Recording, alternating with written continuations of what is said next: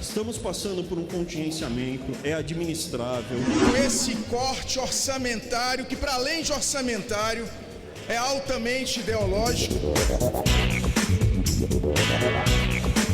O ministro deveria concentrar na justificativa e explicar o porquê do ódio à cultura. Uma das nossas prioridades é, com certeza, a educação, mas nós temos que fazer isso com responsabilidade fiscal.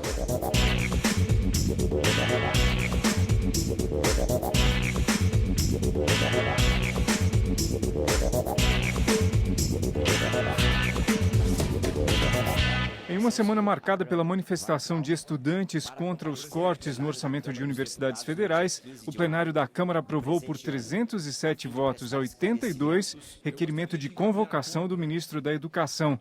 Somente PSL e Novo votaram contra. Não existe sentido em se trazer o ministro da Educação no mesmo dia em que ele se propõe em convidado comparecer ao plenário. Eu peço, por favor, senhores, ponham a mão na consciência. Não é esse o tipo de Brasil que a população votou para estar aqui no Congresso. Os senhores têm uma tremenda responsabilidade nas mãos. Quem estiver interessado em educação, basta ir ao plenário da Comissão da Educação. Agora, não percamos tempo aqui no plenário discutindo algo que pode ser discutido em outro local. O que está ocorrendo agora é realmente uma violência muito grande. Pesquisas estão sendo paralisadas, bolsistas estão tendo que voltar até do estrangeiro, porque as bolsas foram cortadas. Então, não dá para defender um corte, mesmo que seja aquelas verbas não obrigatórias, né? Porque inviabiliza depois de 3, 4 anos em que já se teve uma retirada de pelo menos 20% dos recursos, que não são aqueles que já estão comprometidos com salário e outras despesas fixas. O Novo não acha adequado essa arena para fazer a discussão de requerimentos ao ministro da Educação. Entendemos que tem comissões, audiências públicas, e essa convocação, assim, de forma abrupta, é muito oportunista para poder fazer que encher esse movimento de amanhã. Quando o ministro se predispõe a contingenciar recursos da educação, é evidente que ele deve explicações à nação. E muito melhor do que ele ir de forma segmentada numa ou noutra comissão, o ideal é que ele venha no plenário desta Câmara e esclareça todas as suas ações governamentais como ministro da Educação.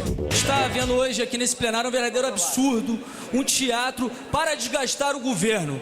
O ministro da Educação em nenhum momento se furtou da sua obrigação de vir aqui prestar esclarecimentos na Comissão de Educação. Veio como convidado, mal sentou na cadeira de ministro, estava vindo como convidado, trazendo todos os dados e agora, de forma de um supetão, querem fazer esse desgaste ao governo. Se é para fazer uma convocação, então que faça a todos os ministros, porque isso é um decreto que determina o contingenciamento de todos os ministérios, não somente da educação. Isso é um absurdo. Um país que tem um ministro da Educação que não briga pela educação, que não defende o orçamento da educação, na verdade não tem ministro da Educação. O ministro vai ter que vir aqui não só para se explicar dos cortes e das falas preconceituosas que tem feito contra as universidades. Vai ter que vir aqui para assumir uma postura de defesa da educação dentro do próprio governo federal.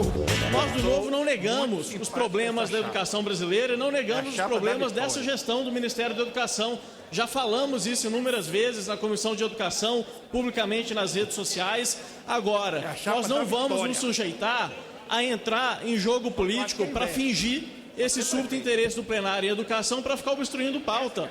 Nós temos aqui MPs importantíssimas para serem votadas. Na quarta-feira, em uma sessão com muitos embates, os deputados cobraram do ministro da Educação, Abraham Weintraub, as razões do bloqueio de verbas para as universidades.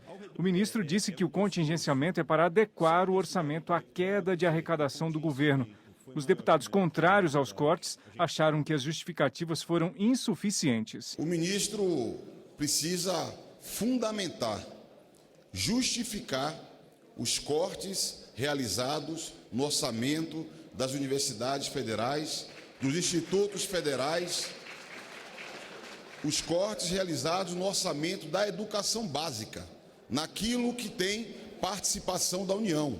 O ministro deveria concentrar na justificativa e explicar o porquê do ódio à cultura, do ódio ao conhecimento, o porquê dessa revolta da ignorância que toma conta do governo de Jair Bolsonaro. O Ministério da Defesa foi contingenciado do discricionário em 50%, ao redor de 50% os números, né?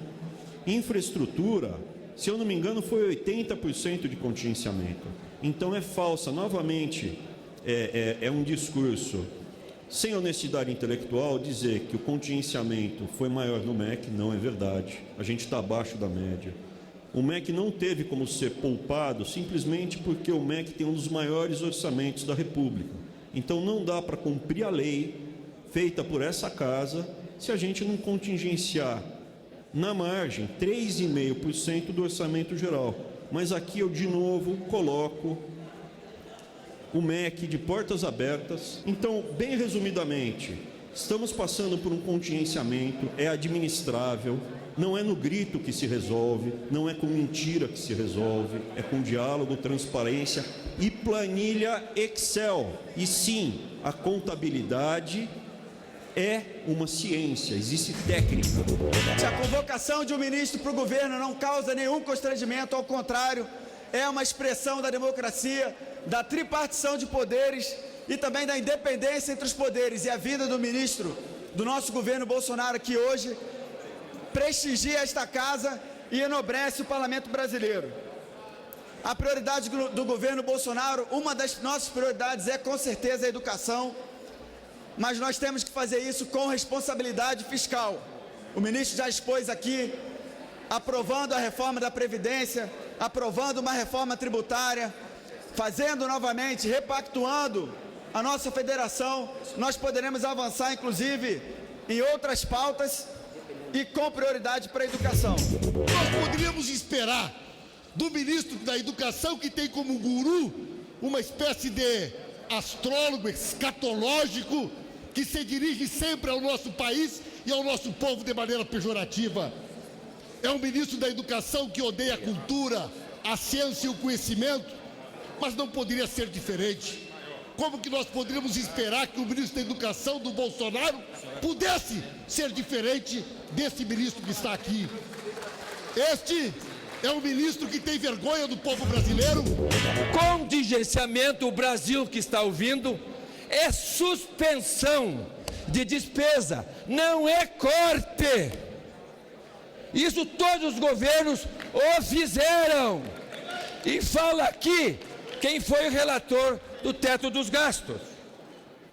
E se falar em contingenciamento, o que menos foi contingenciado foi educação e saúde, porque está lá na Constituição, ainda no governo anterior, que nós botamos. E se olhar com uma lupa no orçamento da educação, o corte de 50 bilhões, que é do domínio do Ministério, foram apenas 1 bilhão e 700 bilhões. Com esse corte orçamentário, que para além de orçamentário, é altamente ideológico e que, na verdade, traz às instituições federais de ensino um clima de revanchismo. Porque quando se contingencia, e é normal em vários governos contingenciar, o anúncio é feito num clima de muita tristeza, de constrangimento. Mas o ministro estava se regozijando ao dizer que, para além das 3 universidades acusadas de balbúrdia, ele ia cortar em todas as instituições federais. E aí, senhor ministro, o senhor que vinha dar uma aula, já escutei 3 vezes o senhor dizendo 2 mais 2 é igual a 4. Acho que pelo menos todos aqui sabem disso. Afinal, essa é a aula que o senhor nos dá para dizer que foi 3,5 o contingenciamento, o que é uma mentira. Como diversas outras discussões que já têm ocorrido nessa casa, mais uma vez, o foco do problema não é atacado no debate. Tudo acaba no discurso ideológico. Aqui, ministro, com todo respeito ao plano de Vossa Excelência, fica claro, também pelas palavras dos que vieram aqui defender a posição do governo, de que é uma afronta ideológica às universidades federais e aos institutos federais. falar aqui, ministro, o senhor falou que não houve ampliação nos institutos federais e vários dos nossos municípios, inclusive o meu, teve um instituto federal que hoje presta um grande serviço a todo o município e a minha região. Eu pergunto ao senhor, qual foi o critério utilizado para definir o percentual de corte em cada universidade?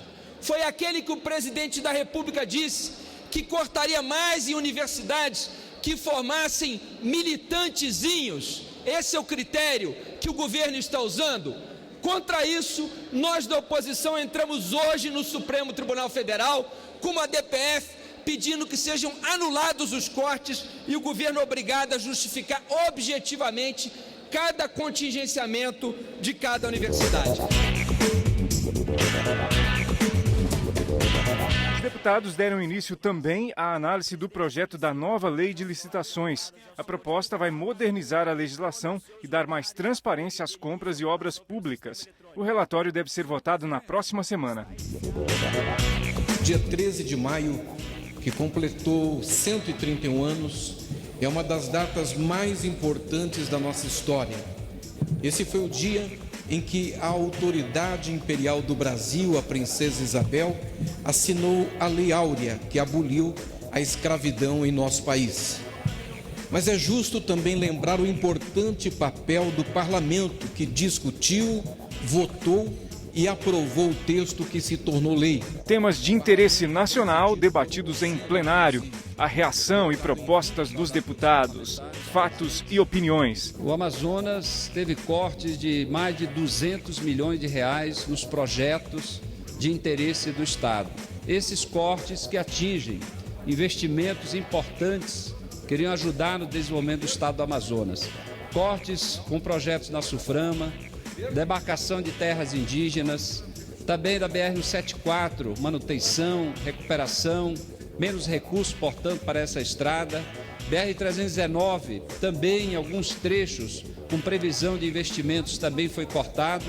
Até mesmo a construção e a manutenção de portos, que são fundamentais para o interior do Amazonas.